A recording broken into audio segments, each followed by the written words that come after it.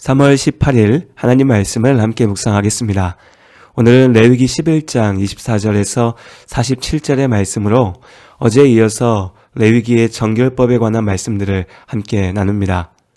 오늘은 거룩, 정결, 생명, 죽음 등 우리 귀에는 익숙하지만 쉽게 이해되진 않는, 그러나 레위기, 나아가서 성경의 말씀들을 이해하기 위해서 중요한 주제들, 개념들에 대해서 함께 생각해 보려고 합니다. 정결법은 일상의 구체적인 상황들 가운데 하나님 앞에 거룩하기 위하여 지켜야 할 규례들입니다. 그렇다면 거룩이 무엇일까에 대해서 먼저 알아야겠죠. 여러 차례 말씀드렸듯이 거룩은 구별됨입니다. 다르게 표현하면 분리되는 것이죠. 죄로부터의 분리, 세상으로부터의 분리이고 하나님을 향한 분리입니다. 오직 하나님만이 완전히 거룩하십니다. 그렇기에 하나님과 함께하는 완전함이 곧 거룩함인 것입니다. 하나님 앞에 서기 위해, 하나님과 함께하기 위해 우리는 죄로부터 구별되어 거룩해야 합니다. 거룩한 삶은 곧 죄를 이기고 하나님과 함께하는 삶입니다. 다만 예수님을 믿고 구원받은 우리의 구원은 하나님의 약속 안에 이미 이루어졌으나 이 땅을 사는 동안에는 아직 완성되지 않았습니다. 우리는 성령의 은혜 안에 이미 거룩한 하나님의 자녀이지만 이 세상을 살아가는 동안 우리의 거룩은 완전하지 않습니다. 완전하지 못한, 세상에 속한 우리의 삶을 레위기는 정함과 부정함으로 나눕니다. 다만 정함과 부정함이 결코 넘어설 수 없는 절대적인 기준인 것은 아닙니다. 한번 부정하면 다시는 정해질 수 없는 것이 아니라는 겁니다. 또한 레위기 율법은 부정으로부터 회복될 수 있는 길을 열어두고 있습니다. 어제 살펴본 것처럼 레위기 율법에서 돼지는 먹을 수 없는 부정한 짐승이지만 예수님의 복음의 진리 안에 모든 음식은 정합니다. 오직 하나님께서 정함과 부정함의 기준을 세우십니다. 특히 레위기 11장부터 15장까지 말씀들에서 다루고 있는 이 정함과 부정함은 제의적 성격을 띠고 있습니다. 부정하다고 해서 완전히 저주받은 것, 죄악된 것이 아니라 회복되어야 할 상태나 피해야 할 상황일 수 있습니다. 정함과 부정함의 판단을 넘어서 그 안에 드러난 하나님의 뜻에 집중해야 하는 이유입니다. 거룩과 정결에 대한 본질적인 이해에서 정함과 부정함으로 나누어지는 기준을 찾아볼 수 있습니다. 어제 말씀드렸듯이 레위기에서 명령하는 정함과 부정함의 기준에 대한 여러 주장들이 있습니다. 그 중에서 우리가 기억할 만한 가장 설득력 있는 설명은 생명과 죽음을 기준으로 정함과 부정함이 나뉘어졌다는 것입니다. 생명은 오직 하나님 안에 있습니다. 죽음이라고 하는 것이 이미 우리 앞에 있기 때문에 우리는 죽음이 자연스러운 것이라고 생각합니다. 모든 생물이 살아있다가 결국 죽게 되는 것이 당연하다 여기는 것이죠. 그러나 하나님께서 창조하신 세상에 죽음의 자리는 없었습니다. 오직 하나님께서 주신 참된 생명만 가득하였죠.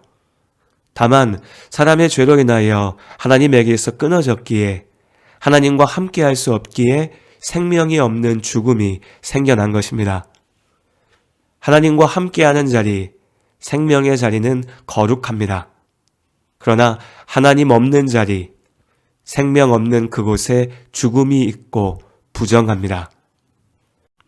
어제 살펴본 여러 동물에 대한 정결 규례에서 부정하다 여겨진 짐승들은 죽음과 관련되어 있습니다. 정결하다 여겨지는 초식 동물들과 달리 부정한 동물들은 생명을 죽이고 피를 흘리며 먹이를 먹습니다. 혹은 죽은 짐승의 사체를 뜯어 먹으며 살지요. 이 중에는 고대 이스라엘 당시 이방 민족들이 죽은 자를 위한 제사를 지내며 사용했던 제물들도 있었습니다. 한편 이스라엘의 관념에서 땅은 죽음의 흔적들이 깔려있는 자리입니다. 생명이 죽고 남긴 사체와 뼈가 지표면에 깔려있는 것이죠. 그렇기에 두더지나 쥐처럼 땅속을 드나들거나 뱀이나 일부 물고기들과 같이 바닥을 배로 쓸고 다니는 생물은 부정하다 여긴 것입니다. 이런 기준으로 보면 오늘 레위기 11장 24절 이하의 말씀에서 짐승의 사체에 접촉하는 것이 부정하다 하신 명령을 이해할 수 있습니다. 부정한 생물이든 정한 생물이든 이미 죽은 사체에 접촉하는 것은 그 자체로 부정합니다. 하나님의 생명으로부터 끊어진 죽음이야말로 부정함의 근본이니까요. 나는 너희의 하나님이 되려고 너희를 애굽 땅에서 인도하여 낸 여호와라. 내가 거룩하니 너희도 거룩할지어다. 레위기 11장 45절의 말씀입니다. 레위기의 정결법에 따라 살던 이스라엘 사람들은 죽음을 피하고 생명에 거하기 위해 노력했습니다.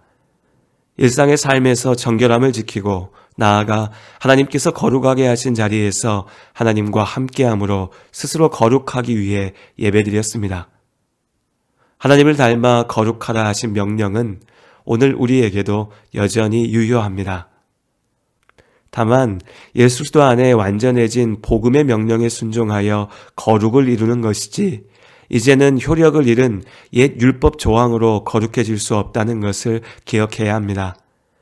레위기의 몇몇 구절들을 끌어다가 특정 음식이나 질병, 직업, 상황들을 부정하다 배척하는 것은 오히려 하나님의 말씀의 본질을 훼손하는 것입니다.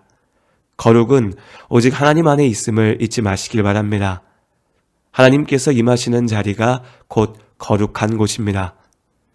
예수님께서 지극히 낮아지셔서 부정하다 소외되었던 이들과 함께 하셨습니다. 더럽다 버려진 자리에 거하셨지요.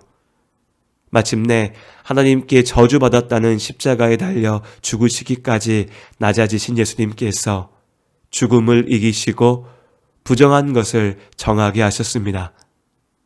죄를 이기고 하나님과 함께하는 참된 거룩, 그 영광의 자리에 우리가 있게 하십니다. 예수 안에 우리는 거룩합니다. 오늘도 거룩한 하나님의 자녀답게 살아가는 복된 시간이 되시기를 바랍니다. 주가 보이신 생명의 길, 나 주님과 함께 상한 마음을 들이며 주님 앞에 나가리. 나의 의로움이 되신 주, 그 이름 예수, 나의 길이 되신 이름 예수. 나의 길 오직 그가 아시나니. 나를 단련하신 후에 내가 정금같이